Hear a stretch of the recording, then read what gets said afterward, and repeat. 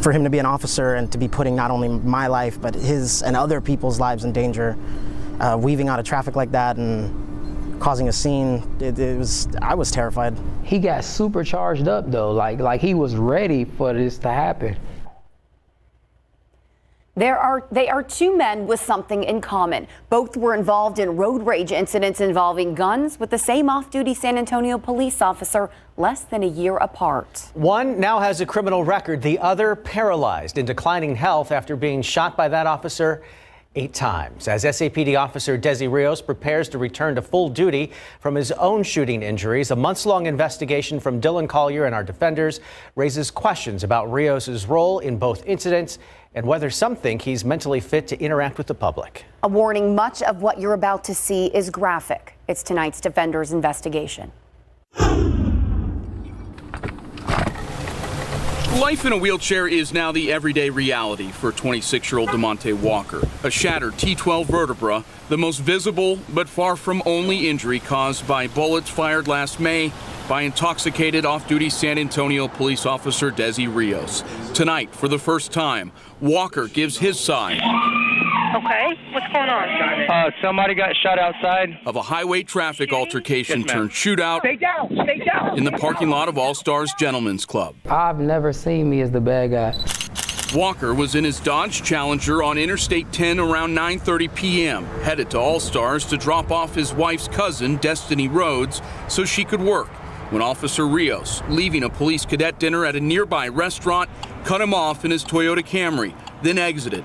As Walker turned into his destination, Rios ahead of him did as well. And I guess when I put my signal on that I was turning in there, since he thought I was following him, I think he thought I was signaling him to pull over with me. SAPD declined to make Rios available for an interview for this story, but his account of what happened that night is laid out in these documents prepared by SAPD for prosecutors. Dezi shot me. Where? Okay, we can squeeze my hand. Okay, and on this body-worn camera belonging to a fellow officer.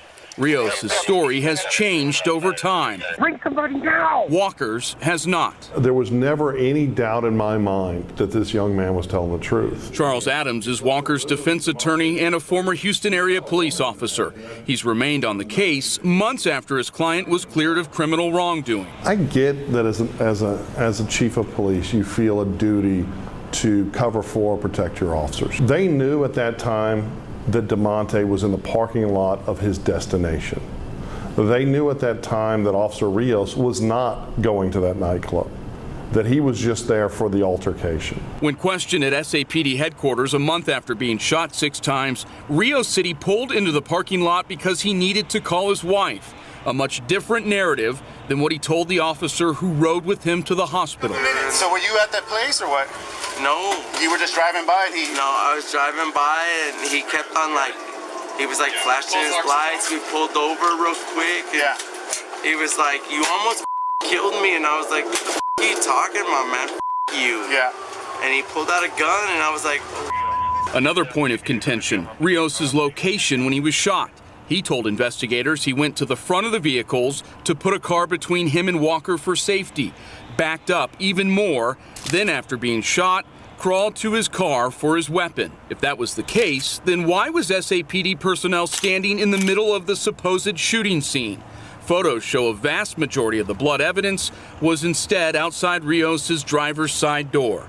Walker contends that Rios was armed during the entire verbal confrontation, and after being shot, San Antonio 911, this is Crystal. Do you need police? returned fire while Walker was on the phone with 911, striking him and Rhodes as they sat inside Walker's vehicle. San Antonio 911, hello. It's like the Wild West, and it was horrific. It was gross. It was evil. And then even more so that a police officer is involved with it. It's like, if I was a police officer, I would just avoid it. The police officer's narrative doesn't make sense. When I talked to the Walker family, their story did make sense. I had IVs stuck in my arm. Walker says he's had too many surgeries to remember the exact count, losing 100 pounds since the shooting, and said he cried for days after seeing himself in a wheelchair for the first time. Once I seen myself, I was gone.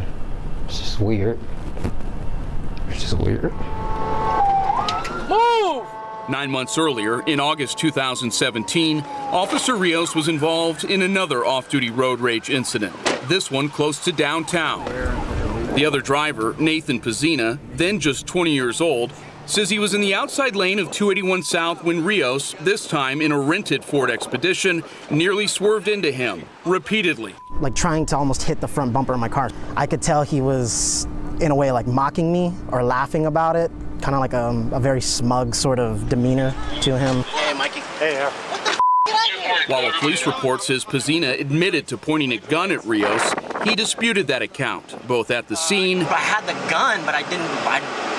Like physically bringing it up, pointing it? No. And when we interviewed him, he claims that at one point you grabbed the gun and pointed it towards him. Did that happen? No.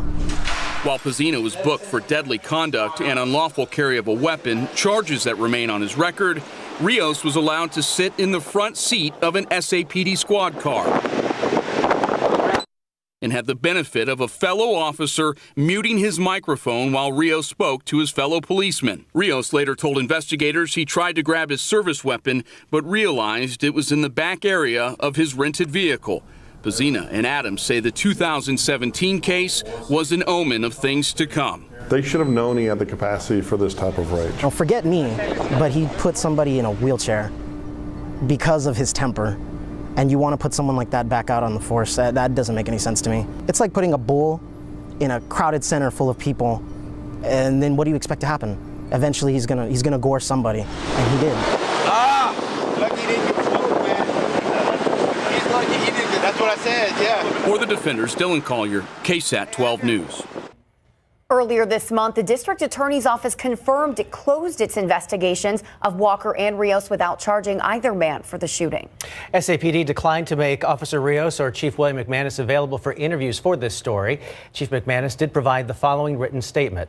Quote, in the August 2017 incident, Officer Rios was the victim of a deadly conduct after the defendant pointed a gun at him.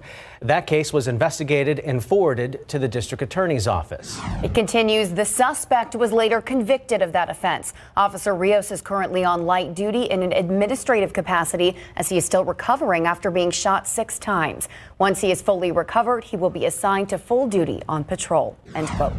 Right now on KSAT.com, you can hear every 911 call from the All-Star Shootout mapped to show where those calls came from.